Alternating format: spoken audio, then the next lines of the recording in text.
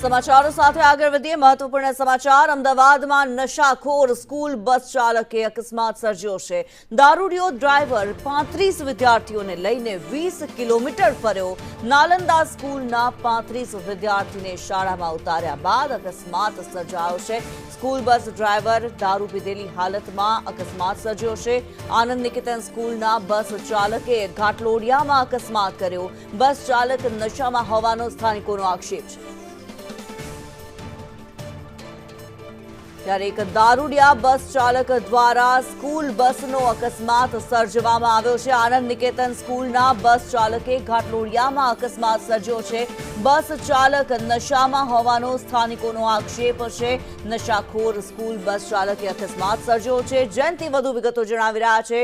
જયંતિ, આપની પાસેથી જાણવા માંગીશું, બાળકોના જીવ જોખમમાં મૂકવામાં આવ્યા છે, જે પ્રમાણે ડ્રાઈવર દ્વારા અકસ્માત કરવામાં આવ્યો છે, શું માહિતી?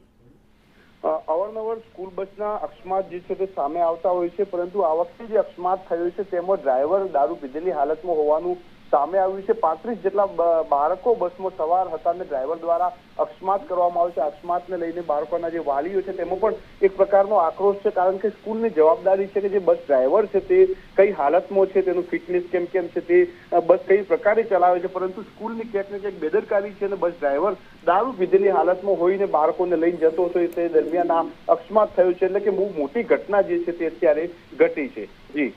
જી ધન્યવાદ જયંતિ આ માહિતી માટે।